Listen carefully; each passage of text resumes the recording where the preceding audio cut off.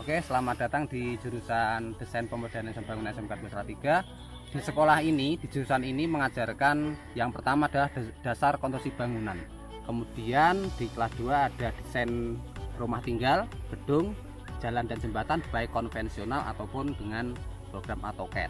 Di kelas 3 gambar interior dan eksterior gedung yang diajukan dengan maket dan estimasi anggaran biaya bangunan. Untuk menunjang kegiatan praktek di bengkel, untuk DPIP itu ada 2 lab komputer, kemudian 1 lab gambar manual, 1 lab maket, dan fasilitas untuk siswa berupa kamar mandi siswa dan guru dan juga musola kecil.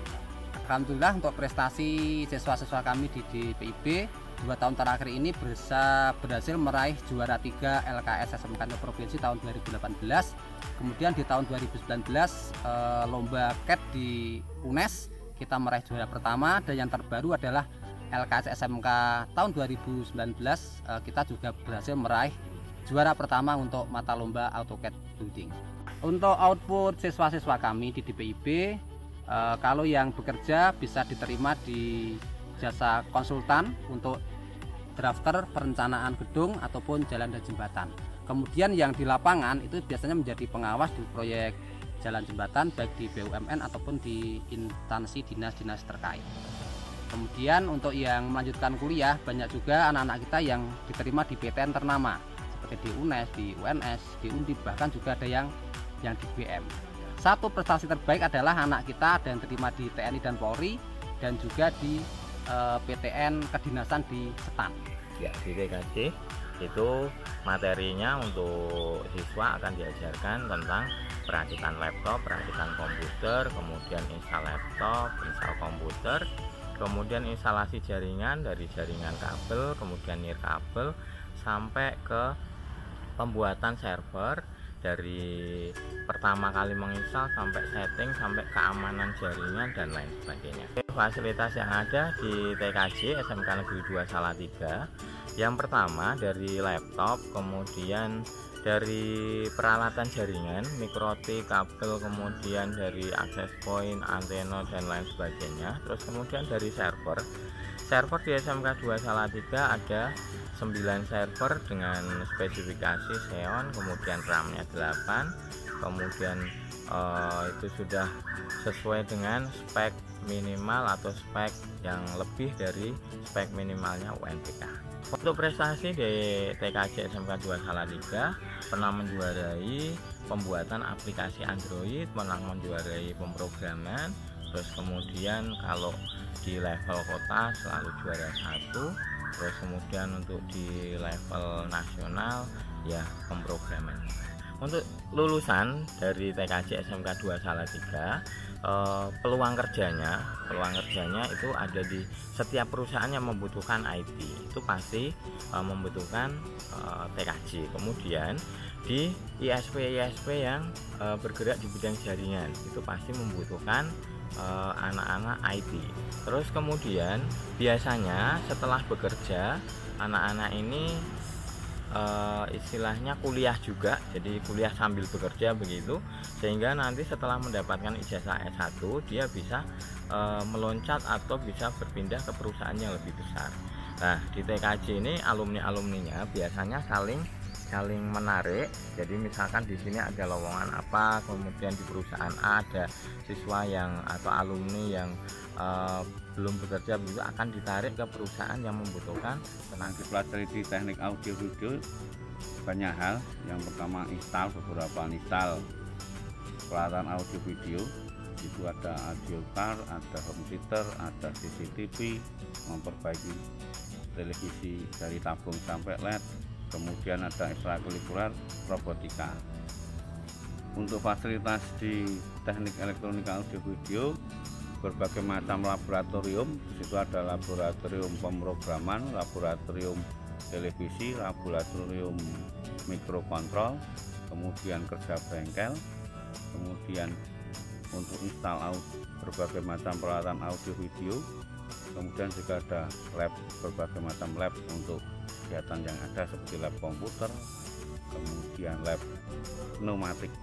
Untuk anak-anak teknik elektronika audio video beberapa prestasi yang pernah ditorehkan menjadi juara LKS di Indonesia juara 3, kemudian LCN juara 3, kemudian berbagai macam kegiatan kreativitas anak mendapat beberapa juara 1, dan berbagai kegiatan yang ada dilaksanakan sekitar Jawa Tengah maupun di Salatiga. Untuk lulusan teknik audio video sama seperti jurusan yang lain bisa mendaftar di beberapa anak sudah ada di perusahaan tambang, kemudian juga kita juga sudah kerjasama dengan beberapa perusahaan elektronik seperti Polytron, Panasonic, kemudian LG, Samsung, dan juga beberapa perusahaan yang ada di sekitar Salatiga maupun yang ada di bisa dikatakan di Indonesia. Kemudian beberapa anak juga bisa berwirausaha, kemudian ada yang banyak juga yang kuliah di universitas negeri seperti UNES, Diponegoro, UNY, dan banyak sekolah yang lain. Pada jurusan TBO SMK Negeri 2 Salatiga diajarkan perbaikan bodi sampai ke pengecatan yang meliputi mulai dari pemotongan, penyambungan, kemudian pembentukan atau paludoli, kemudian pendempulan, pengecatan, finishing cat, kemudian kelistrikan bodi, kemudian interior dan eksterior. Alhamdulillah di TBO SMK Negeri 2 Salatiga sudah dilengkapi dengan fasilitas yang sangat penunjang untuk perbaikan bodi, meliputi yang alat-alat berat mulai dari pinting, kemudian spray boot, kemudian alat pengecatan, alat pengelasan, alat pembentukan bodi, dan semua fasilitas penunjang yang lain. Untuk prestasi yang pernah ditorehkan di jurusan TBO SMK Negeri 2 Salatiga kemarin mulai dari juara 1 provinsi, kemudian juara 2 provinsi, kemudian ada juara 1 tingkat nasional LKS Auto Body Repair.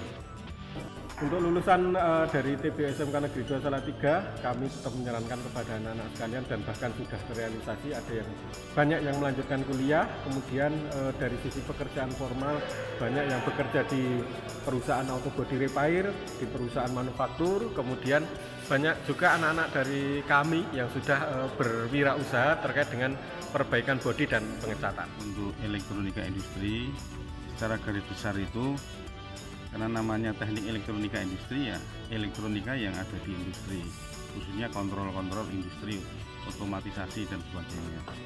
Antara lain menggunakan PLC, microcontroller, microprocessor, dan lain sebagainya. Untuk bengkel teknik elektronika industri yang ada yaitu kelas 1 bengkel elektronika dasar, kemudian TPM2, kemudian bengkel komputer. Untuk yang kelas 2 ada robotika, ada SPE.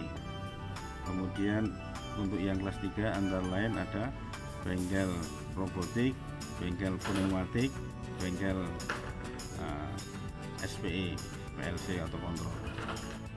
Untuk teknik elektronika industri, prestasi yang pernah ditorehkan antara lain LKS, pernah juara LKS, kemudian juga lomba-lomba dari banyak perguruan tinggi.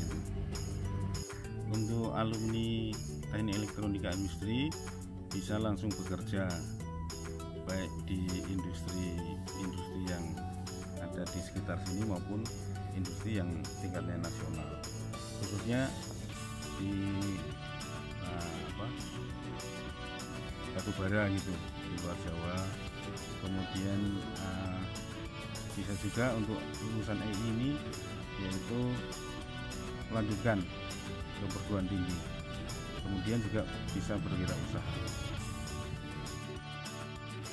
Untuk di jurusan teknik kendaraan ringan, siswa-siswa diajari 3 kompetensi dasar, yaitu 1 kompetensi di bidang engine atau mesin, yang kedua kompetensi di bidang kelistrikannya atau kelistrikan otomotif, dan yang ketiga pada penggerak tenaga atau sasis pada kendaraan. Itu 3 macam kompetensi yang diajarkan di teknik kendaraan ringan. Fasilitas yang ada di bengkel TKR SMK Negeri 2 Salatiga seperti yang bisa disaksikan bahwa untuk kendaraan-kendaraan sudah pada tahun-tahun kekinian, yaitu baru. Dalam arti harapannya teknologi yang diajarkan di teknik kendaraan ringan ini tidak ketinggalan teknologi yang ada di pasaran saat ini. Untuk prestasi siswa-siswa kami di teknik kendaraan ringan, kami selalu ikut andil, yaitu satu perlombaan atau LKS di tingkat kota. Kita selalu mewakili untuk menuju ke provinsi. Untuk kedepannya setelah lulus, siswa-siswa TKR bisa melanjutkan kuliah di jenjang yang lebih tinggi. Yang kedua, bisa untuk bekerja di bengkel-bengkel resmi sebagai teknisi yang sudah pernah saya sampaikan, bahwa di situ melakukan perawatan-perawatan pada kendaraan-kendaraan.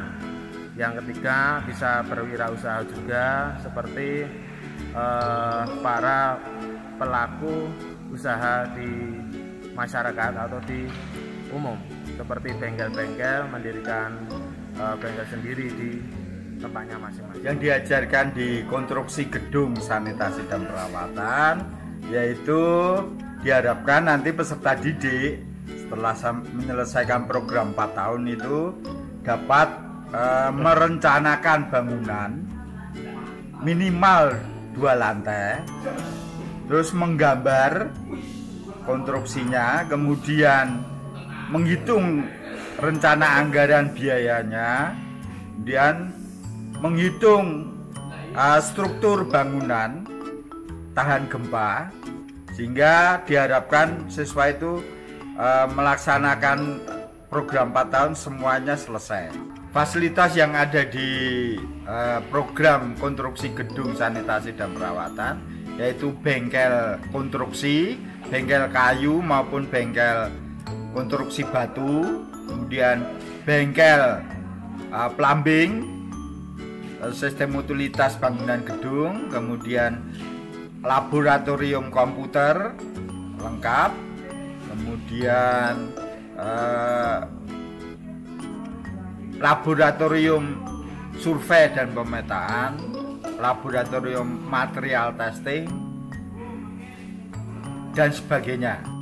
Lulusan konstruksi gedung sanitasi perawatan diharapkan nantinya bisa bekerja di kontraktor yang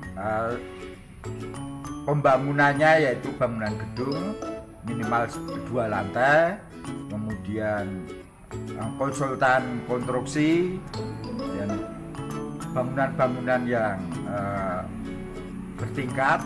Ya, untuk jurusan teknik pemesinan itu ada beberapa yang dipelajari. Di antaranya untuk dasar itu ada bandwork, itu adalah kerja bangku. Itu nanti siswa yang ada di sini itu diajari tentang bagaimana cara mengikir yang flat, siku, dan tegak lurus atau sebagainya seperti itu, dan itu merupakan basic dari pekerjaan-pekerjaan yang ada di teknik pemesinan. Fasilitas yang ada di bengkel teknik pemesinan di sini diantaranya adalah ada bengkel dasar, yaitu seperti dikatakan tadi untuk bengkel kerja bangku, bengkel pengelasan, terus bengkel untuk bubut konvensional, untuk fresh konvensional, untuk grinding, dan untuk CAD design, serta di CNC, serta di bengkel elektroplating.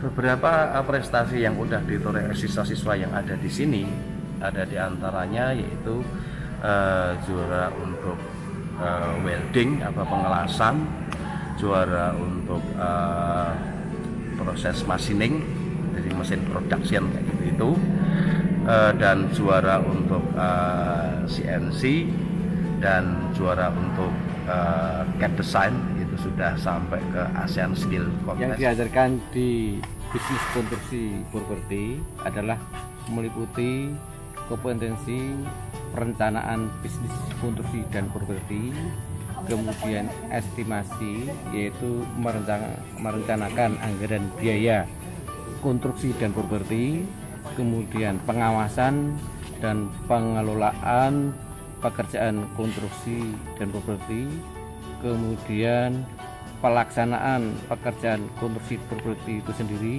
kemudian tambah satu muatan kewirausahaan, yaitu pelajaran PKK, yaitu pendidikan kewirausahaan.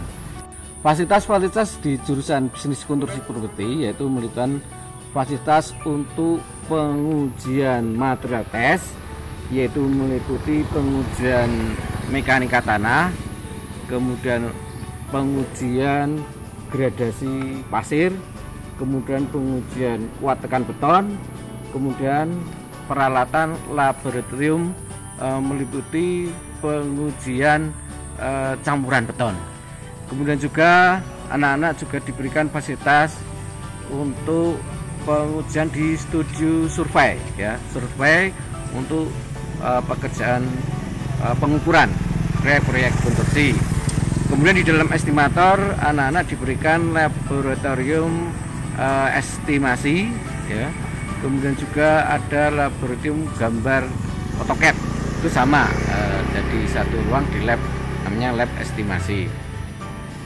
Setelah itu juga anak ada bengkel konstruksi, ya. Anak nanti akan melaksanakan pekerjaan konstruksi batu, kemudian konstruksi finishing dinding dan juga finishing lantai. Dan juga anak akan ada bengkel pekerjaan kayu, yaitu meliputi pembuatan konstruksi jendela, kusen, dan juga muatan perabot untuk materi pelajaran PKK. Kemudian juga anak ada bengkel lab untuk materi instalasi listrik, juga instalasi air bersih dan sanitasi. Prestasi anak-anak BKP ini, kalau dulu anak-anak BKP itu dikatakan teknik bangunan atau teknik konstruksi bangunan, pernah tahun 2007 juara 2 untuk wall and profiling. Kemudian pada tahun 2009 juara 3 untuk bricklaying. Kemudian juga tahun 2016 juara 3 juga bricklaying. Tingkat apa itu, Pak? Tingkat Provinsi Jawa Tengah.